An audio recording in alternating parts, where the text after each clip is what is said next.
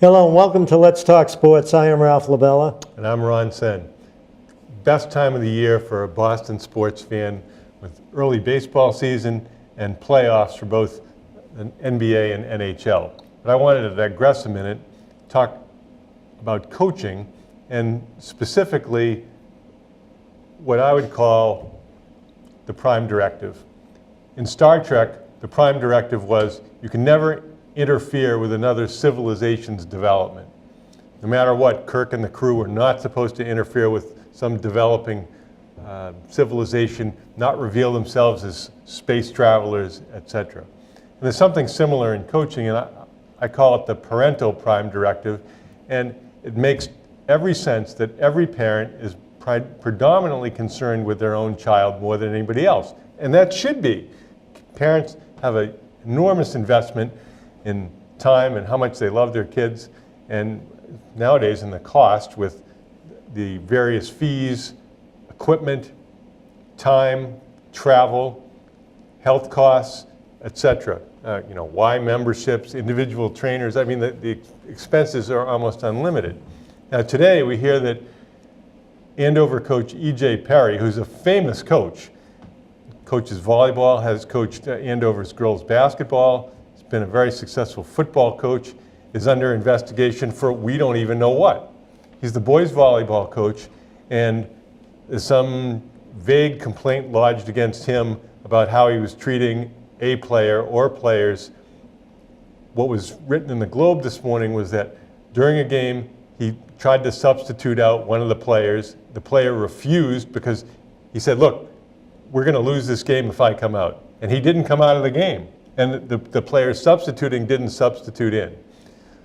After that, they in fact won that game but lost the match, and the player ultimately was stripped of his captaincy, and Perry is currently suspended with pay, while some clarity comes to the situation. Now, none of us knows what he did wrong, if anything.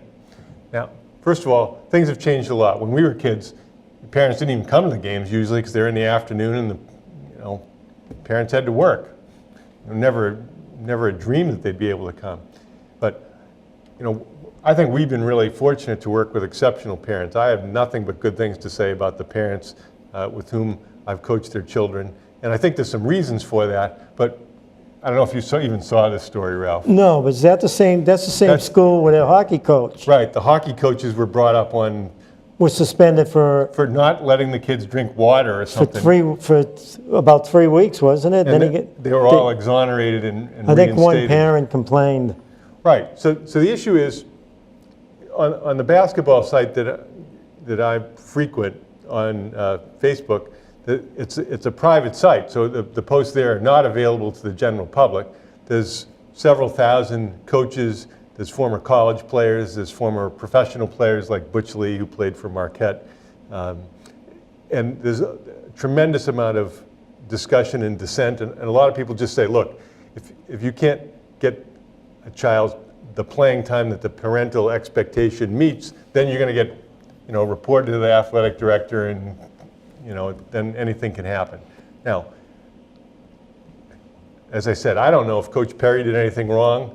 And back in the day, the chances of a parent going to the coach or the administration and complaining is pretty slim.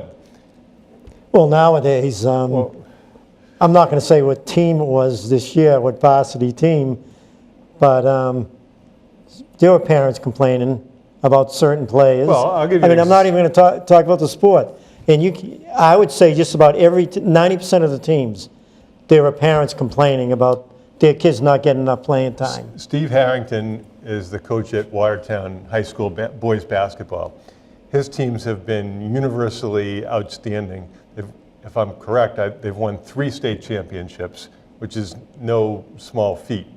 And I was talking to Steve one game early in the season a few years ago, and I said, how's it going? How are things with the parents?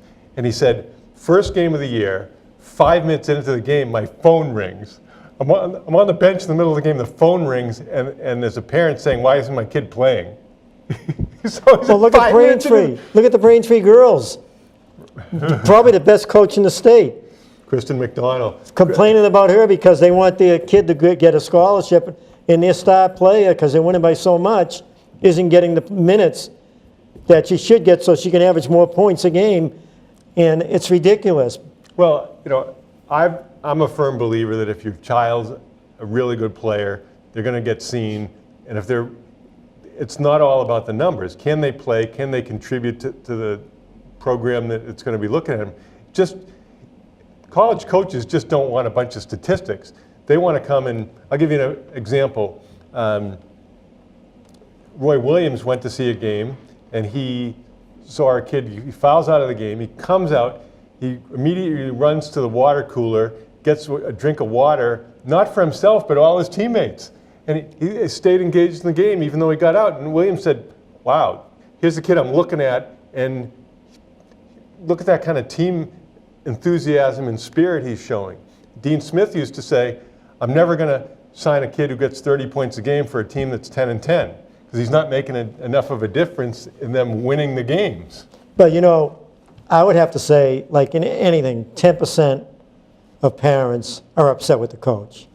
1 out of 10, I would say, are upset with a real good coach. Right. It's probably 20% to 30, 40% coaches that don't know what they're doing. The parents are going to be upset. I think one thing is, and you always said to the parents and the kids, after your parents, I'm your next biggest advocate. I want you to succeed. I want to give you tools and help to be as effective as you can be at whatever level you're playing. And similarly, my philosophy is transparency is a good thing. I tell parents, come to practice, watch what's going on, see what we're doing, see if the players are getting any instruction, learning, are they getting better? You want to come to a pregame meeting? Great. Postgame meeting? Great. I send regular emails to the parents about what my concerns are, what the good things are as a team. I send them individual emails about their daughter, what things that she's doing well, what things she can do to work on. And granted, it's middle school, so there's nobody earning a scholarship based on how they're playing in 6th grade. But I haven't got nothing but support from the group as well as the previous groups. And the big thing is you want kids to have a good experience. If they have a good experience, they're going to get better. Now, I'm not going to ever tell a kid that you should love basketball more than you love dancing or playing the cello or student government, because I don't believe that. I think the things that you like the most, you should do the most. But I've had my problems with parents over the years. Not the girls, mostly boys when I was coaching Babe Ruth. But we're talking about this. I had one parent call me. It's a girl's parent. And very, very close to these parents I was. And I thought I was very close to their daughter. And I thought, so they called me up. So I said to the parent, I said, he was upset because I was trying to get this player to play a lot harder than she was playing, very talented. And I said, before you go any further, I said, just ask yourself, do you think I care about your daughter? And he goes, well, yeah, I do think you care about my daughter. So I said, well, just leave it that way, because there's a lot more she could give to the team. I didn't yell at her, but I praised another player who was given 100% every game. And this player here just didn't have the confidence, I don't think. So I tried to get her to her that way, and she became a star at Melrose High School. Well, she became an MVP, an all-star. Dean Smith used to say after games when he was being interviewed by the press, he would make it a point to comment about players who weren't the star players, who didn't score all the points or get all the rebounds, and say, this player made a difference with this play, or their defense, or whatever they did off the bench contributed to the team's success. Because the star players get plenty of publicity. There's no, there's no person who ever said, you don't have to praise me more. I get that. But sometimes there's an insecurity that goes along with being a star player. I remember somebody said about Alex Rodriguez, the bigger the ego, the bigger the insecurity. Great player, still could end up in the Hall of Fame someday, because the whole steroid issue is probably going to get pushed to the back burner because so many players were on steroids. So we're here to, if we talk about, boys basketball, and we mention 2 players, well, we make a few people happy, but we make a bunch of people unhappy because we didn't mention their kid who played just as hard, went to every practice, worked out in the summer, lifted weights, did all the things they could do to become the best player they could and contribute the most to the team. But there's no way you can talk about everybody. No, I mean, like you said earlier, the experiences have been really good. Parents have been excellent. You have once in a while, you haven't run across what I did a couple of times. I mean, I've coached for 25 to 30 years. I was coaching, and maybe getting in those 25, 30 years 3 times, a bad situation. And that last thing I explained wasn't a bad situation. No. It was just, but I had an experience where I was coaching Babe Ruth, and my team would practice more than any other team, and we were practicing. And I work with the players. People think I'm really not telling the truth, but I was throwing 400 pitches of practice to the kids.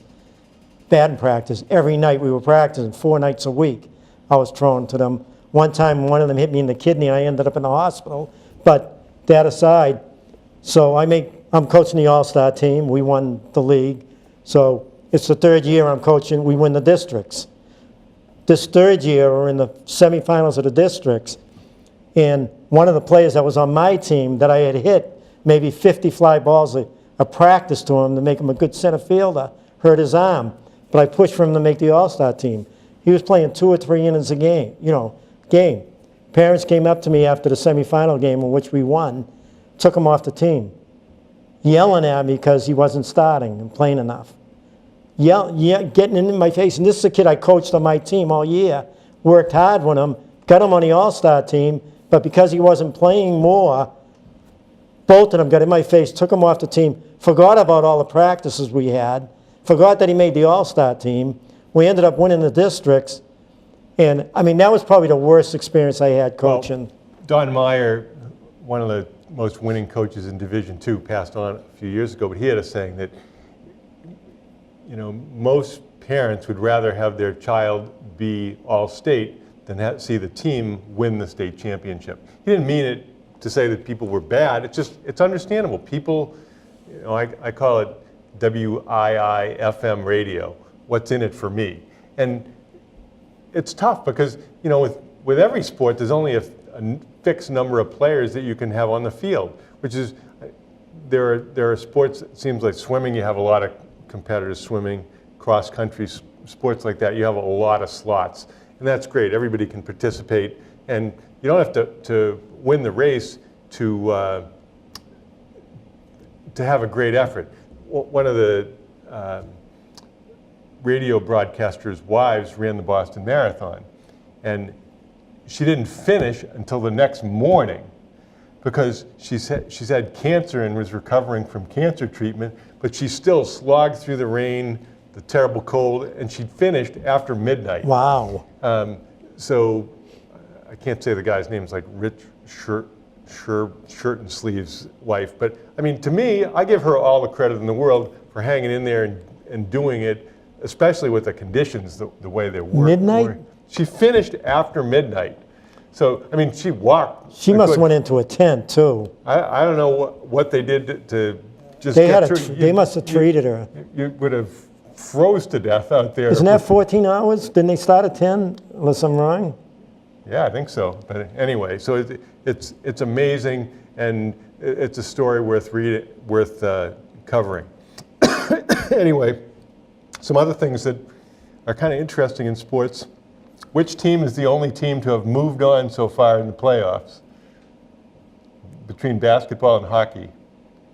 In the playoffs? Yeah, one team's already advanced to the next round. It has to be a hockey team. Hockey team? I don't follow hockey All right. like I do All right. basketball. Well, neither do I, but it's Vegas. Oh, Vegas? So I guess I think they swept out the Kings. So credit to Vegas. Now, obviously, you have all players on an expansion team, but could an expansion team win a championship in the NHL? Well, they have one of the best goalies, and their defense is strong. So anything's possible. ESPN listed their top 5 players in the major leagues today.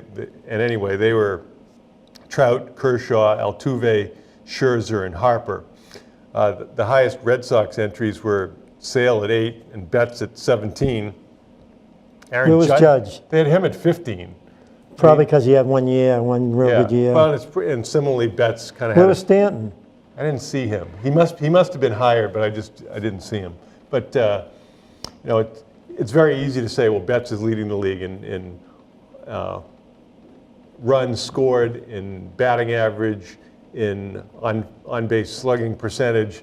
But he had 3 home runs last night. But that's recency bias. Over the long haul, Trout is probably still the best player in the American League, and Trout's probably always going to be the best player in the league because Betts is a lot smaller, so he has to do a lot more than Trout.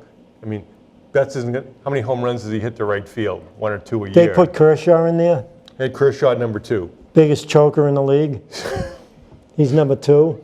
He's number 2. Blowing the World Series for them last year. Now, at some point, we have to talk about the intrigue in Foxborough. Who's in charge? Is Kraft in charge? Is Belichick in charge? Or is Brady in charge now? I'll tell you one thing. If Brady leaves, if he retires, the whole fan base is going to turn on him. He better move back to California if he retires this year. After them trading Garoppolo for a second-round pick, figuring that Brady's going to be with them the next 3 years.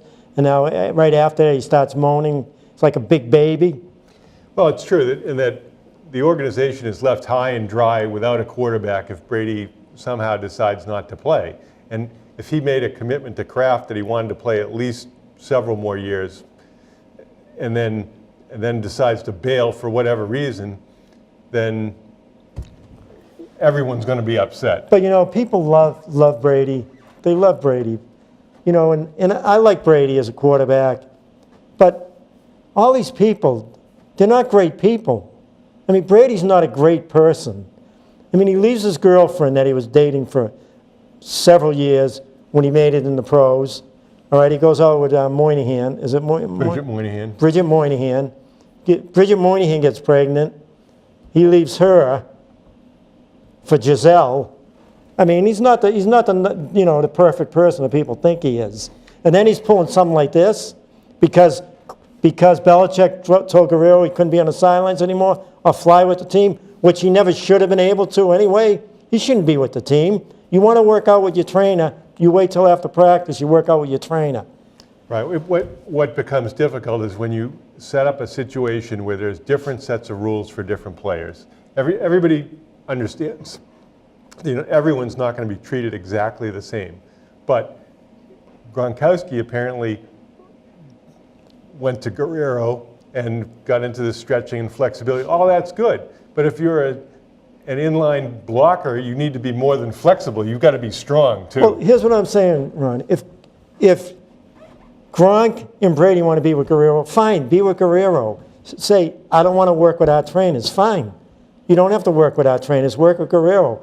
But we don't want Guerrero around going up to other players and say, you should be doing it this way. Their trainer is supposed to be one of the best in football, the trainer they have now. So, like you said, the linemen don't want to be flexible, completely flexible. You got to be strong and tough. I mean, it worked for Gronk, it's working for Brady. But again, Guerrero should not be with the team, especially what he's done in the past, telling people he has treatment for cancer. Guerrero years ago. Concussion water. It's difficult because everybody can't be in charge, and at the end of the day, is the end game going to be that Brady's trying to force Belichick out and McDaniels to become the coach, or that's why I think the Patriots will draft a quarterback with one of the first 3 picks, hopefully toward the end rather than the beginning. I was talking with a writer from Pro Football Focus the other day, believe it or not, and he said it's his belief that the Patriots are going to draft a left tackle with the first pick. Well, I'm hoping to get an inside linebacker who's a stud. You get an inside linebacker who's a stud, he's going to make that defense so much better. And with Hightower, too, if Hightower comes back healthy, that defense all of a sudden will be really strong. Hopefully Rivers, when he comes back, maybe Garcia, a left tackle, will be healthy. They're saying he's healthy now. Yeah, the Pro Football Focus writer also agreed with me, and he said the biggest Patriots need is they need more speed on defense. So Anyways, and that linebacker issue is a big one. But I would love to see them get, with their first 2 picks, a stud linebacker, if there's one inside linebacker can go sideline to sideline, can blitz, and a real good tight end. There's several tight ends there's 5 tight ends that are supposed to be really good. I'd love to see them get another tight end.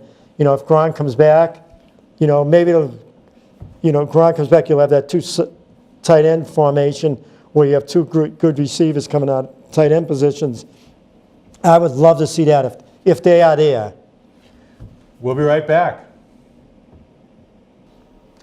Welcome back. We're fortunate to have Lou, the sports guru, here with us for this segment. I want to start off with a story I heard on Malcolm Gladwell's masterclass discussion. And he said the former, may still be the NFL director of player health and safety is a guy named Jeffrey Miller. Now, I never heard of Jeffrey Miller, but Gladwell thought it was odd that everyone called him Jeffrey as opposed to Dr. Miller. Well, the answer obviously became because he wasn't a doctor. What was his profession? He was a lawyer. And not only is a lawyer, he's an antitrust lawyer. So Miller was brought aboard with issues about player safety, concussions, et cetera, to try to help stave off congressional inquiry and antitrust. So Gladwell makes the point is, it says a lot about your organization when you examine the individuals within the organization and what their role is, which is really to protect the organization instead of protecting the players or protecting the workers or whatever your business is. If there's another dollar to be made, that's really all I got to say about that. How many books have been written about the NFL and concussions and, you know, just, it's okay, it's only a bruise, right?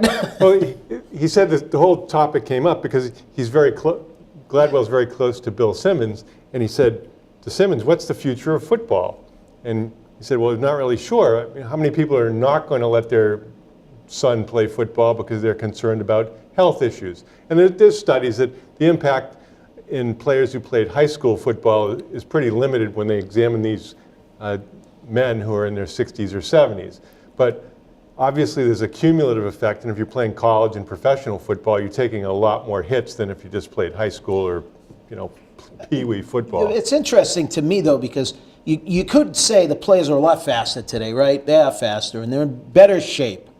You know, athletes today, you know, I go back to Jerry Cheever's, his training was to put a trash bag on and drive around the Suffolk Downs parking lot with the windows closed. That was training in the 70s. Nowadays, it's full-time, it's 100%. You don't take weeks off, you don't even take days off. And, you know, I mean, these guys, they're sending out, you know, their feces in a cup and having it examined, like Bill Romanowski did that. It's crazy. But the thing is, you know, guys like Jim Otto, you know, Hall of Fame center for the Raiders, has no cartilage in his knees. He can barely walk. He can barely get out of his seat. If you ask him, he'll say it was like war, but it was so worth it, you know? And they didn't even make money back then. Now these guys today, look at how much they're making. Not like baseball, but look at how much these guys are making. It's almost like, all right, a running back, average 3.2 years for a career. You know you're going to come out of it. How many times are you going to whack your head as a running back? Every play. Well, they changed the rules so that you cannot lead with your helmet. So is every Brady quarterback sneak now a 15-yard penalty or disqualification? But this is what I'm talking about. What are they going to do? Like, they've tried to make the game safer. You can't lead with your helmet. You can't leave your feet. You can't do this, you can't do that. They've made it so that quarterbacks basically, you can't touch the quarterback. So how can you not complete 70% of your passes? You know, I think Ken Stabler, it was 68%. He would have been one of the most accurate passes of all time by today's standards. So you can only do so much to protect them. It's a billion-dollar industry, so they're earning more money than they've ever earned before. Well, and you don't have to hit the guy in the head to cause a concussion. There was a play a few years ago against the Chargers. Brandon Browner laid somebody out with a shoulder-to-shoulder hit. The guy's head snapped back, had a terrible concussion, and it was a perfectly legal hit, although I think it drew a penalty at the time just because it looked so bad, which is kind of, it really is as bad as it looks but it takes a while for the effects to show up. You watch any footage, you go on YouTube, watch footage from the 70s. Just every play was a 15-yard foul, personal foul by today's standards. I mean, just the head slap. The best way to tackle someone was to come around the front, the single bar face mask, come around the front, maybe get your forearm into their nose, and then grab it and twist their helmet, drag them down, horse collar. Well, there was a story, there's a player from Wakefield, Dave Lapham, who went to Syracuse and then played for the Bengals. He's a Bengals broadcaster, and he was breaking into the lineup as a guard. He's going up against Joe Green, the first play of the game. So he's there in his stance, and he says, supposedly via Wakefield sports writer, Larry O'Brien, Green says, "Hey Dave, welcome to the league. It's nice to see you. Hope you have a good game." Ball snapped, Green forearm under the head, practically knocks him out, and Lapham thinks to himself, "Wow, welcome to the NFL." Well, it's definitely not baseball, I mean, that's the thing. But who makes more, a baseball player or a football player right now? Well, basketball player makes more than both. But baseball's guaranteed contracts. See, the Oh, football. basketball too. Is it guaranteed? Yeah. Okay, I wasn't sure because I know that baseball. Look at all the stiffs the Red Sox were stuck with over the last decade before they started winning World Series. The bad contracts. The NFL, it's like, you sign, like Bledsoe. He signed a $100 million contract and then got cut 6 months later. Well, the guys sign these two-way contracts like Martinez, and you say, well, he's got an opt-out after 2 years. Well, do you hope that he has 2 great years and opts out or stays? Well, chances are if he has 2 great years, he's going to decline from there. He's better off to leave. Better off, yeah, get a bidding war Well, look what happening. Sabathia did. He had a 5-year contract. Right, he opted out after 3 years. I said it's great for the Yankees, and the And then they Yankees re-signed re-signed for 5 years. Well, Price has an opt-out at the end of this year. I can't imagine what kind of year he could possibly have that would he's gonna be in allow him to opt out. I guarantee it. I wanted to say this last week. I forgot. I would probably drain my bank account and say he's going to be in the Cy Young running this year because guys like him that you think, okay, he's too soft for Boston and everything they said about it, he is going to pitch like the guy that they signed him to be this year. It's going to be.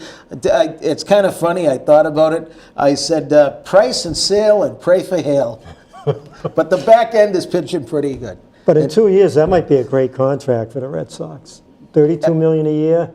There's going to be pitchers making up at $40 million. Yeah, absolutely. But what's going to be out there is always the question, because at the beginning of the year you say, all right, well, this one is going to be a free agent. He might not have a good year, or somebody else all of a sudden is a middling pitcher that comes up with like an 18-4 season, and then the Yankees sign him. Well, my son always said, why, if you're, let's say you're Bryce Harper and somebody offers you a 12-year contract for, $350 million, something like that.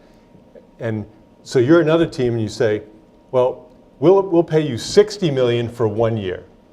So you're not tied into any long-term thing, but if you're Harper, you could just go $60 million, $60 million, $60 million, and you could really clean up. So why not take the shorter-term deal?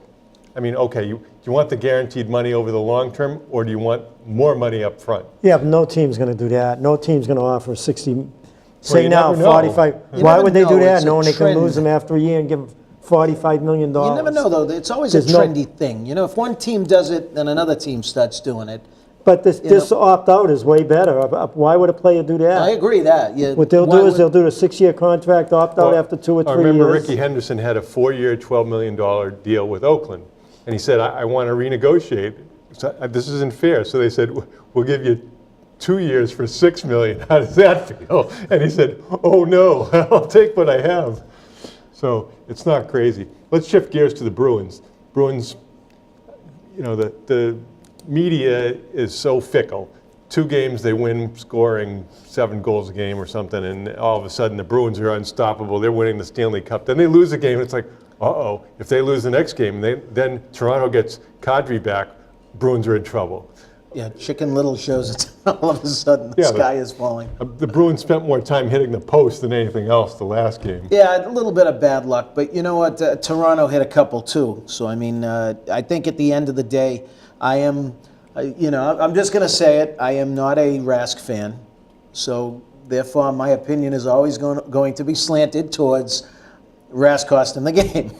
Because you know what it is? I think about 2011 when we won the Cup. You know, people forget that the Bruins lost. I mean, let's see. They lost the Cup in 74, 77, 78. 79, they had too many men on the ice. But Jules Gilbert, crapped his pants that game. And then there was, 88, there was 90. So they had a long series of, losing these finals. But the thing is, they got beat by great goaltending in every single one of those series. So, well, and is Rask capable of coming up with that kind of consistent effort over a period of time? but this is what I'm saying. We're still waiting. It was 2010 when Philly was down 3-0, and they did what the Red Sox did to the Yankees. Sorry, 3-0, and we were up 3-0 in Game 7, and it's like, all right, so this is great. It was just an aberration, and then 1, 2, 3, 4, and next thing you know, Rask looked like Calvin Schiraldi in nets. Well, I'm no hockey expert, but I see certain things and I say, well, that's unusual. Why does that happen? So McAvoy all of a sudden seems to have forgotten how to skate. He falls over his own feet 3 times in 2 games. Now, did he forget how to skate? Did he have a concussion recently and he's not right? Does he have some other leg injury? I don't know. Or is it just, that happens once in a blue moon? The invisible wall sometimes. And then, playoff hockey is the reason why playoff hockey, it's the only skate that you can actually glide.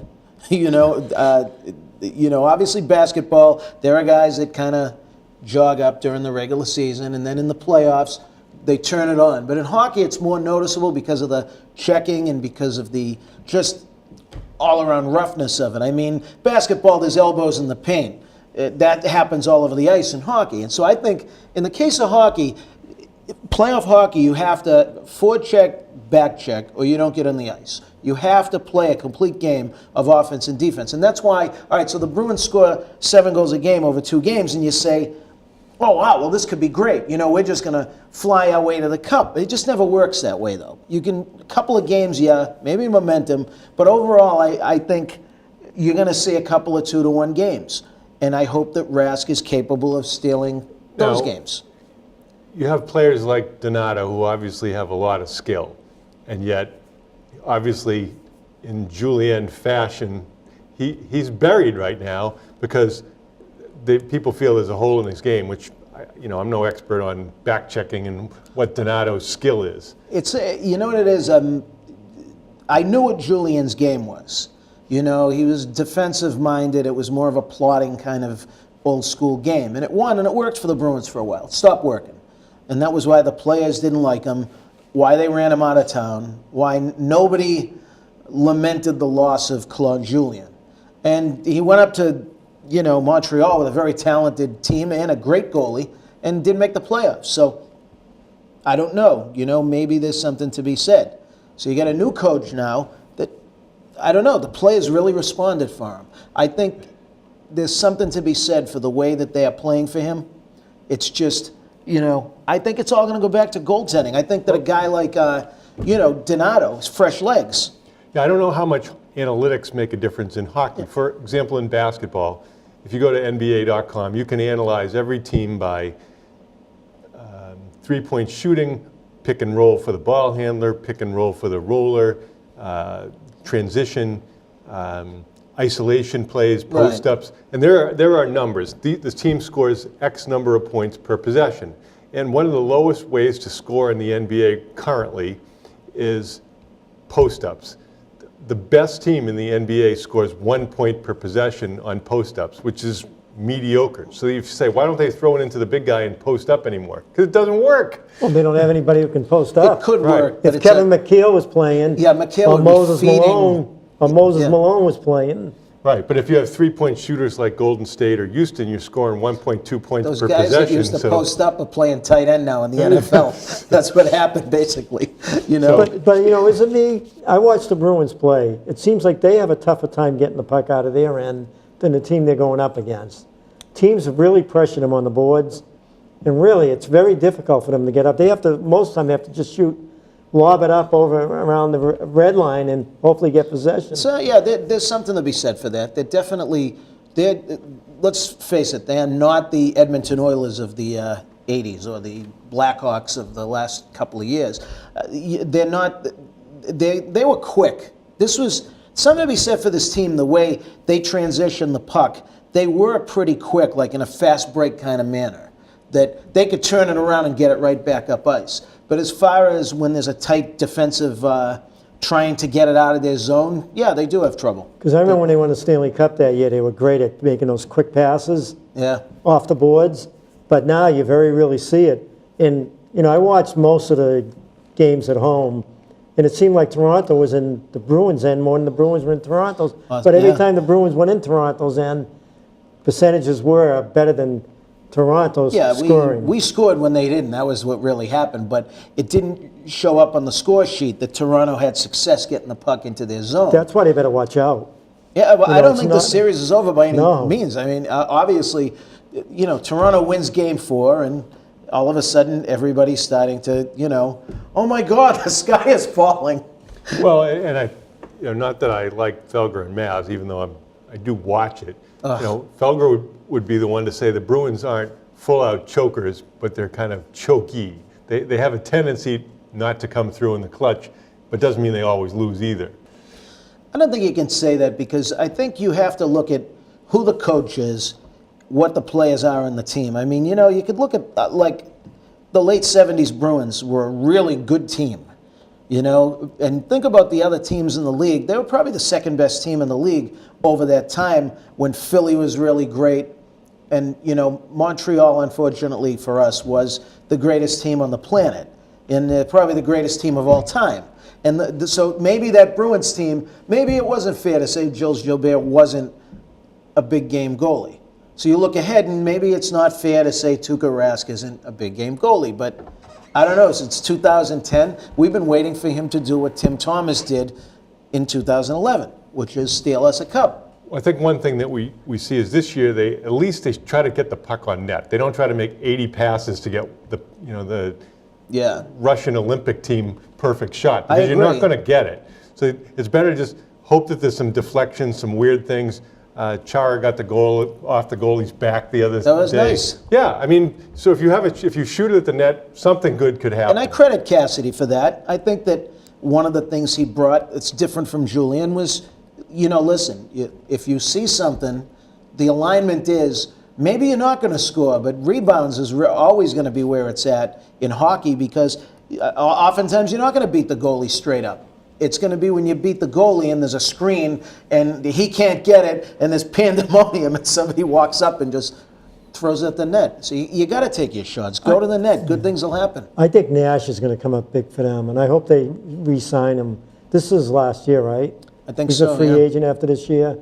They get some good talent. Well, his reputation is that he hasn't been able to score in the playoffs. Now, played with different teams. You know, there's an element of luck involved. We all know that. But and I don't know what kind of money anybody's going to have. Now, they re-signed Chara for, was it $5 million plus some other incentives? And they had him ready for the cleaners. Everybody was done with him. Trade him, sell him, give him away. $5 million seemed like a high salary for a guy his age, but he's playing all right, but he's a leader. So yeah, he's a great captain. He found the fountain of youth. Right. This year. The only real highlight of the last game was him trying to give an inspirational chat to his teammates on the sideline. That, to me, that was the best part of the game. Yeah, I've read some really good things about him. You know, the things he does for the young players, and there's no such thing as rookie hazing in his locker room. You know, he does great things for them. And so, to me, I look at that as, if you have the team to win, I think they have the coach, it looks like. I think they have the leader in Chara. I think they finally have 4 lines. They have more than one defensive pairing. So, you know, my question, is it going to be 2010 all over again where Rask can't get it done? Or is it going to be 2011 where he steps up and earns the contract? He makes big saves, but he lets, easy saves go by once in a while, and that's what really hurts them. You know something? Somebody said to me about Rask, about how the games that he looks great, he doesn't get any credit for. And I say this, you have a car that runs beautifully 5 days a week. 1 day a week it doesn't start, and 1 day a week it might start. So what are you going to do? You're going to trade it in. We'll be right back. How about those Red Sox? 14-2, win the opening game on the West Coast, forcing us all to lose some sleep, except for people who know better. And who gets most of the credit? Is it Dombrowski for getting J.D. Martinez? Probably not. Is it Alex Cora? Or should it go where the credit belongs? The players are just playing better. For whatever reason, more of them seem into it. My suspicion is that they're happy to get out from underneath John Farrell. Yeah, when you're playing for a coach that you really like and respect, you're going to play better. It's that simple. You're going to want to get to the park earlier. You want to work harder. There's a lot of competition there. Well, and you still got Seal, Price, Yeah, Betts was hurt last year, as was Bogarts. Bogarts hurt again. And I'm going to digress on that. Why is Bogarts hurt? Bogarts was hurt because J.D. Martinez played a double into a triple, made a terrible throw to third base, and then Bogarts got hurt sliding in to try to keep the ball from going into the dugout. So that was one instance. And then one of the games that went into extra innings, in the first inning there was a double that was a routine fly ball that Betts would have had without even a dive, that Martinez played into a double. So the Red Sox ultimately won the game in extra innings, but Martinez is not a good outfielder. I know they made him a promise that he's going to play X amount of time in the outfield, and that helps maintain his long-term value as an outfielder, not just a DH, but he's really a bad outfielder. Yeah, I mean, the Red Sox aren't going to stay on this streak. No. But it'll be close between them and the Yankees. The Yankees, once Stanton starts hitting, Judge is hitting the ball real good. Gregorius has become one of the better players in the American League. He is. Gregorius has really taken off. He's probably the best shortstop in the AL now. Bird was a big loss. Hurt his foot again, was operated on. He's out for several months. That was a huge loss. Well, the other thing, it's hard to make a lot of judgments. Number one, small sample size. They've played a tenth of the season. And number two, hitting when it's 40 degrees out, nobody's going to hit great when it's that cold. No, and it worked out for the Red Sox where they played, their first, how many games against Tampa in Florida? Well, they played their first 6 games in Florida, Tampa and Florida. And then they played Marlins. Tampa back here. Yep. They handled the Yankees pretty good. They won 2 out of 3. They beat them big 2 of the games. The Yankees bullpen blew 3 games against Baltimore, and the Yankees bullpen was supposed to be one of the Betances best. has really not looked good. Well, have you watched him or? I haven't seen much of them. I've been Okay. into the Celtics and Bruins, lately, so I haven't seen much of the Yankees. Yeah, the player who, aside from Betts playing better because he's healthy, that has impressed me as being a new guy, and I suspect it's contract year and health, is Hanley Ramirez. He looks like a productive player. Is he going to get his at-bats? What, are they going to have to give him $20 million next year? I think he probably will. Yeah, if he stays healthy and he keeps hitting. I mean, when you have him and Martinez 3 and 4, and it's going to make it easier for the guys around him that are good hitters. Right. Hanley was talking about being a 30-30 guy, and I think he's got 3 or 4 stolen bases already, so he's trying to put his money where his mouth is. If he's happy, he can.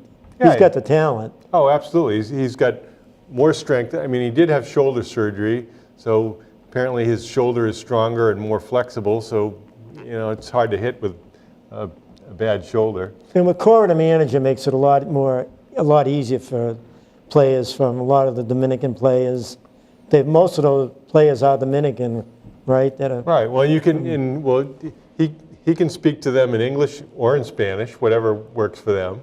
And if you go to a guy like Devers and say, all you do is go out there and play your game. Don't think about anything except playing baseball. Don't worry about it. You're our third baseman. Devers has fielded better this year so far. The Red Sox only have 4 errors And Devers hasn't started hitting yet. Devers had 2 errors on 1 play. So, and right, last night he hit a rocket to right. Must have been at least 430. You watch him when the weather gets warm.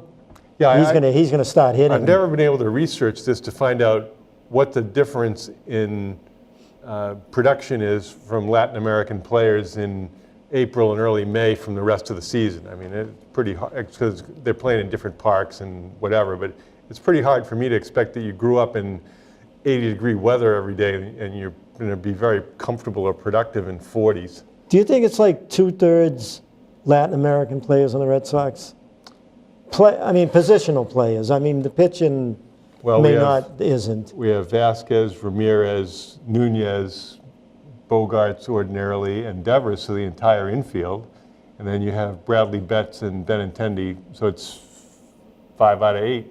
So, well, Betts is. Well, no, I mean, but all the infielders and catcher are Latin players. Now, which brings me to Dustin Pedroia. I was kind of thinking about this today. I'm sure he's going to come back and be productive. He's going to have more range than Nunez. Well, he's going to be the second baseman. Yeah, no question. And then they're going to spot in Nunez at different times in different spots. But is Dustin Pedroia ultimately going to be a Hall of Fame player or not? No, definitely not. Yeah, I was sort of thinking that he might be marginal. No. But if he's a Hall of Fame player, he's going to have a few more good years. Which how many times has he hit 300? Oh, I don't know. I'd guess it'd be 4 or 5. Not a home run hitter. No, we had that MVP season, which got, which he was terrific that year. He's a great fielder. I mean, if you said who's most likely to be Hall of Fame players from the Red Sox right now, I mean, if trying to project their career, probably Betts, maybe Sale, maybe Kimbrel. It's hard for relief pitchers. What about Price? I don't know. I guess it all depends, how many more years he has to Kimbrel pitch. has a chance. Yeah, I mean, Kimbrel, I don't really understand how Kimbrel gets as much velocity because he's not that tall. Oh, he's got that snap. He's got the way his arm comes across. Yeah, but really interesting player. The Red Sox are first in the league in defense with 4 errors. They're second in the league in ERA behind Houston, and second in the league in runs scored behind the Angels. So, I mean, I think Houston is still the team to beat. I don't see the Red Sox as, it looks good for them making the playoffs because how you get off, the start you get off to is really important. I'm hoping they get off to one of these Detroit Tigers 1984 35-5 starts that just makes it impossible for them to blow it from there. But they're more fun to watch. And they're not up there taking every pitch so that the game lasts forever. Well, they have a chance to win the World Series. Yeah, they have a chance. They have a chance. Now, there's not universal happiness throughout baseball. Gabe Kapler, who seemed to be a relationship guy, seems like he's taken a lot of criticism down in Philadelphia. Yeah. Trying to call a guy in from the bullpen who wasn't warmed up.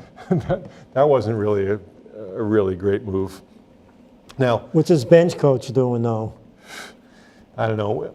We should move on to the Celtics. First, I want you to talk about your experience going to the postseason Game 1, Celtics-Bucks. Well, it was unbelievable. I mean, I was there when Havlicek stole the ball.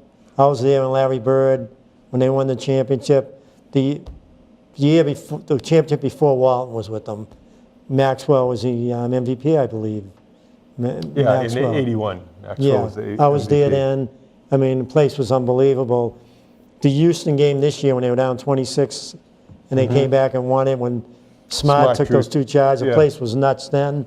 But the thing is, compared to the old Garden, even as loud as you get here doesn't compare to the old Garden. The old Garden was like there was a freight train coming by your head the whole game.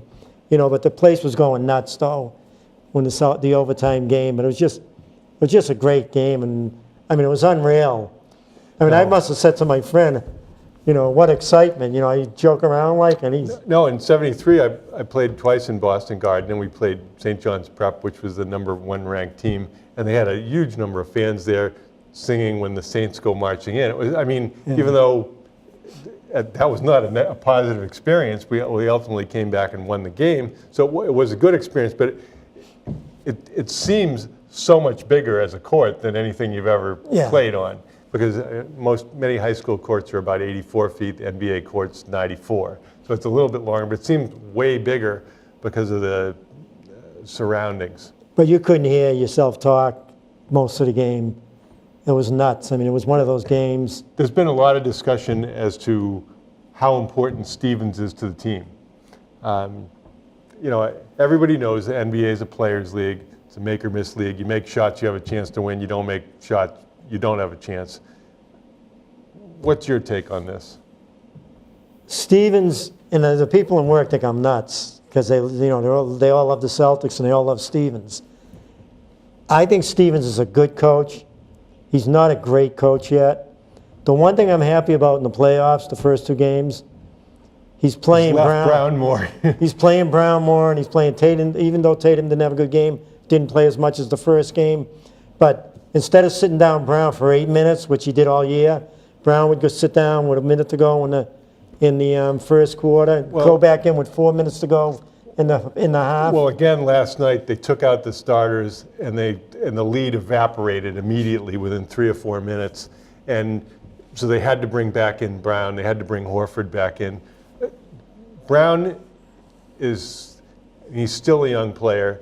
People said he can't shoot. Well, maybe he couldn't shoot when he came out of college, but he had a heck of a lot of time to practice. And in the series so far, which he's shooting over 50% from the field, 42% on three-point shots, and he just looks like a really confident player out there. But I compare Stevens. The one real good thing about Stevens is the players like him.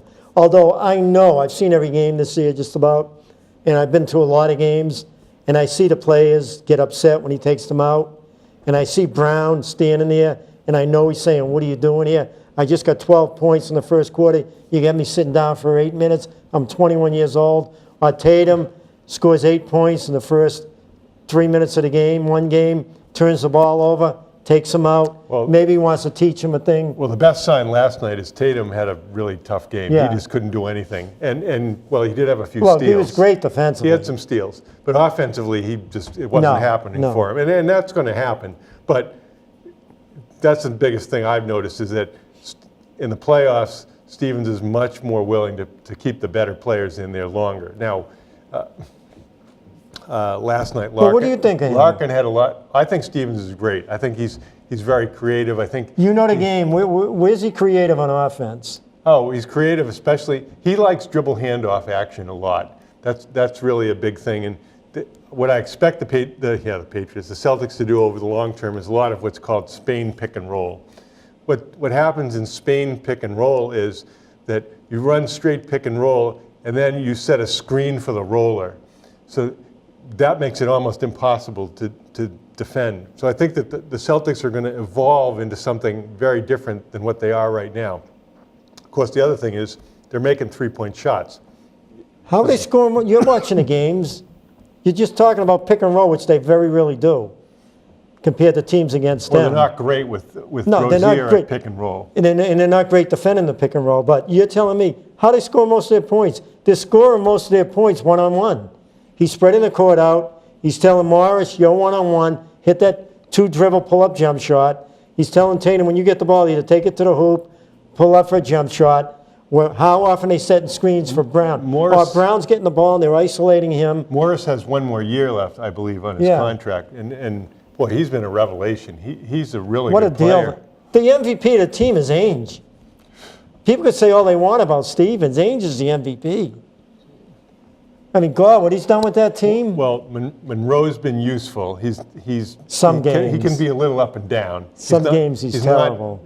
He's better against teams like the Bucks because they don't have big guys who are real mobile. But here's a game, right? I mean, they've won. And I don't dislike Stevens. I like him as a coach. I like him because the players like him. He cares about the players, cares about their family, knows all the kids, and the parents. He knows everybody. He's always talking to players. And the players really respect that. And he does run good out-of-bounds plays, when he calls them out. But run. His offense, there's no scheme. The scheme to his offense is you balance the floor. Well, I think that what's underestimated is what they do defensively. So much of the NBA is based on perimeter shooting, and the Celtics lead the league in defending three-point shooting. Part of that is the way, if you watch how they go through screens both on the ball and away from the ball, are just part of almost every play in the NBA, is your choices are switch the screens, which they do a fair amount of the time when they have big guys like Ojale in there. How about Yabusele, first one off the bench yesterday? Go figure that. Second way is to jam the screener and then defensively go under the screen. But what they usually do is they back off. It's called through. So instead of the screener tries to set the screen on the defender, and the defender of the screener steps back and allows the player's screen to go through that space. And as a result, there's a lot less room for guys to get three-point shots off. So I hope people can watch that. When I went to their practice, I was particularly watching to see how they defended that, because it's a tough system to defend. There's so many good players in the NBA. I mean, it seems like the offense should almost always get a good shot because the players are so darn good. I think the reason why they're so good defensively, because I don't think they're a great defensive team, but they're number one and number two defensive team. I don't think they fast break that much. Off a turnover they will, but they don't fast break much. They slow it down. You very rarely see Rozier unless there's a steal, and that's transition. Sort of like the 2008 team that won. They don't want you to score fast break points, so they're willing to give up something on the offensive boards, although they've done okay against the Bucks on the offensive glass. They just don't want to give up transition points. And for example, Cleveland's really good at scoring transition points. That's why they don't hit the offensive glass. Yeah. That's right. No, I mean, Milwaukee's really good. I mean, a lot of teams they'll tell the 1 and 2, the point guard and the shooting guard, look, as soon as the shot goes up, you just get back. So now, and then optionally, you can send a third player back instead of to the glass, because so many teams, the Bucks are one of the top teams in transition. They've done okay against them. They've done well against Golden State, which is tough in transition. How about Baines? Baines yesterday played great against. Baines has the highest defensive rating, the fewest points allowed per possession of any player in the NBA. And he's not quick, but you see him play against the Greek Freak last night? Well, what the Celtics do, if you watch the games, is what Giannis likes to do is drive to the middle and then spin back, and the Celtics would bring somebody off to cut that spin off every time. So he's not getting what he wants. He's still getting something, and he's a fabulous player.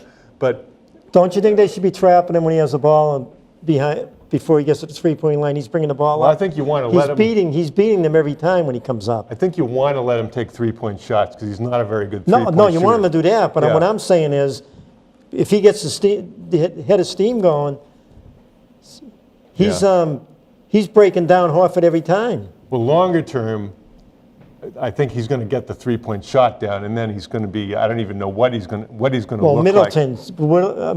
I fear Middleton more than I fear him. No, I mean within a year or two, when Giannis learns how to make three-pointers, he's going to be impossible to defend, pretty much. So you're going to have to focus on something else. But he's not going to beat him alone. He threw up some crazy shots yesterday.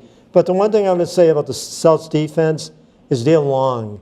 When you have Brown playing the 2, and you have Tatum at 6'8.5" playing a wing, they're long and they're tough to shoot. Well, in the first game, there were about 30 seconds to go in overtime, and Brogdon was driving the left baseline, and Tatum blocked the shot, and that, in effect, ended the game because the Celtics, I think, won by 6. But by taking away that shot, the Bucks could have tied the game up there. But one thing I'm going to say again about Stevens, he's a good coach, but he's going to get a lot better. I mean, I see things with him, and I see the way they run their offense at times, and they were one of the worst offensive teams in the league the first half of the year. They've become better because of guys like Morris. Brown's getting better. Tatum's getting better. Too much one-on-one offense, and they're not calling enough plays. Well, in the long run, I'm sure things are going to evolve greatly. There's a lot of great coaches in the NBA. Quinn Snyder's a great coach. A really good coach got fired the other day, Steve Clifford, in Charlotte. He had no players. So if Jordan thinks that it's Clifford's fault, Clifford's not responsible for getting the players. But I mean, Snyder's good for Utah, very good coach. Dwayne Brooks is a Case- good coach. Dwayne- Casey's a good coach. Dwayne Casey's really good. Stevens is a good coach. I think he's going to get much better as the years go. Every coach There's does. a lot of really great coaches. I've enjoyed being with you tonight. I'm Ron Sen. And I'm Ralph LaBella, and thank you for watching Let's Talk Sports.